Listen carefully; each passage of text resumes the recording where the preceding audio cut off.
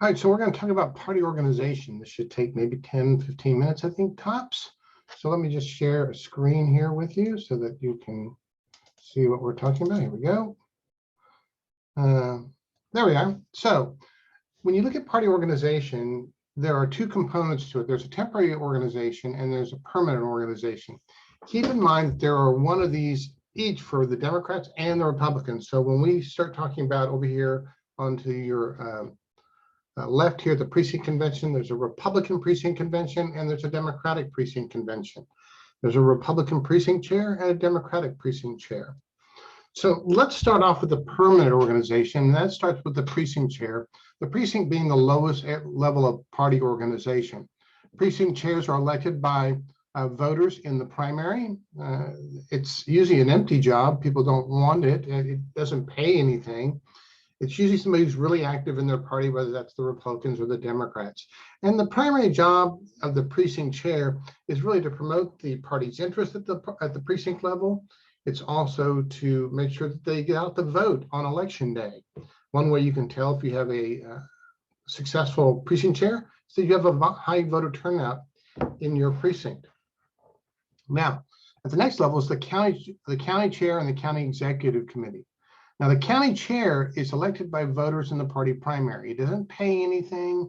It's a position that I think is often used for people to get better name recognition so that they can run for future office. But the county chair, elected by the voters, and there's a Democratic county chair and a Republican county chair, leads the county executive committee.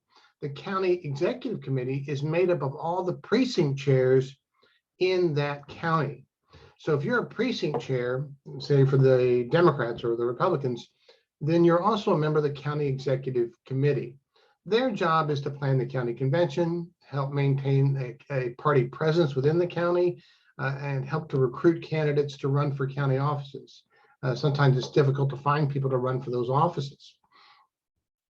The next level, and the last level we want to run is the state chair, vice chair, and the state executive committee. This gets a little bit complicated here, so try to follow me carefully. The state executive committee, and there's one for the Republicans and one for the Democrats. I know I keep saying that, but I just want to make sure it's clear, is made up of 62 members, plus a chair and a vice chair, 62 members. Now, there's no pay here either. People do this job for free. They like the idea that they're advancing their beliefs, their ideology. A lot of them like the idea of being able to say, hey, I'm on the state executive committee and be able to hobnob with politicians. You name it, there's a lot of reasons why people want to do this. But there are 62 members on each one of these committees, the Democrat and the Republican one. Why 62? Well, they choose one man and one woman from each of the state's 31 senatorial districts so that there is a gender equality of men and women on each committee. Now, the state chair and vice chair and the state executive committee, their job is to do fundraising, to try to maintain an efficient party organization throughout the state and plan the state convention. So let's move now over to, and by the way, there is a national party organization, there is a national committee, but we're doing Texas government, so let's skip that. We're going to move over to the temporary organization. At the lowest level is the precinct convention. Now, the precinct convention is held on the day of the primary after the polls close. So there's a Republican precinct convention and there's a Democratic precinct convention that's held on the day of the primary after the polls close. We hold our primaries in March, the polls close at 7. So often they'll have these precinct conventions 7:30 or 8 o'clock. It's open.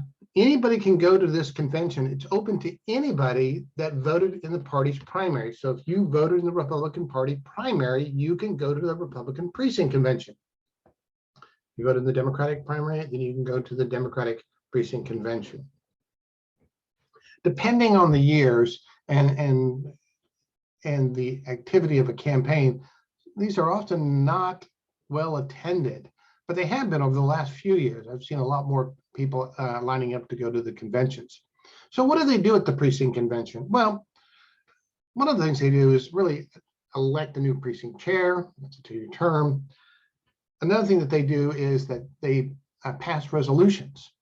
So you're at your precinct convention and you go, you know what, I have an idea for a law. I want to see this law passed.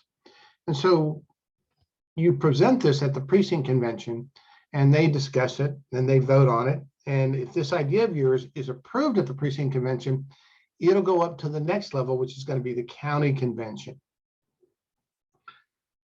They also select delegates from your precinct to go to the county convention.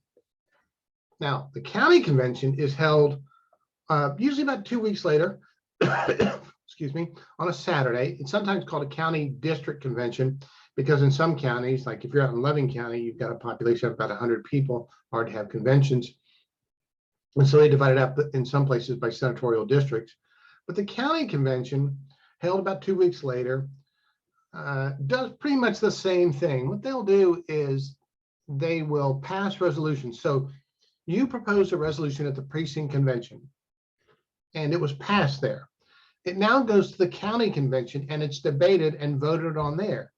If it passes there, then it will go to the state convention. They will also at the county convention select delegates to go to the state convention. Now, each one of these, I should point out, is held, each one of these conventions is held every 2 years. So this happens pretty frequently, not frequency, but with great frequency. Let's try it that way. Now, the state convention, which is usually held in June every 2 years, sorry. Here, they take resolutions that have been proposed and made their way up through the system, your resolution, for example, and they vote on them there as well. What happens there is that if your resolution makes it all the way to the state convention and is approved, then it is put into the state party platform. The state party platform is a statement of what the party believes, what their ideas are, what their goals. They don't have to have a platform. In fact, I think the National Republican Party in 2020 didn't have a platform. We've seen this before throughout American history. Sometimes parties just don't even have a platform. But the state convention usually comes up with a platform, and these are the ideas that they stand for. That's why it's called a platform. You stand on these ideas, and each idea in the platform is known as a plank. At the state convention, they will also select delegates to go where? Well, every 4 years at the state convention, they will select delegates to go to the national convention when there's a presidential election going on. So they will also at the state convention officially nominate who their candidates are going to be for statewide offices in the general election that'll be coming up in November. It's pretty easy to go to a precinct convention, pretty easy to go to a county convention, a little bit more difficult to go to a state convention, but you can still make it. I've had students do it. A lot more difficult to go to the national convention. So that's party organization. And each level of this party organization, as you can tell, is basically autonomous. No one tells them what to do. They can do what they want to do. And so when we talk about Texas having a decentralized party organization, that's what I mean. I don't mean that the state committee tells everybody else what to do. They're pretty much free to do with what they want to do. So that's party organization here on a Christmas day. Worst Christmas present ever. Sorry about that.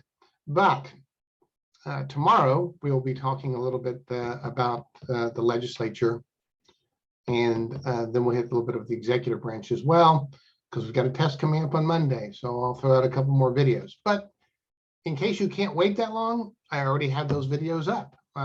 They're my older videos. So I'm just giving you sort of an updated version of these videos. So have a great rest of your day, and we'll talk tomorrow.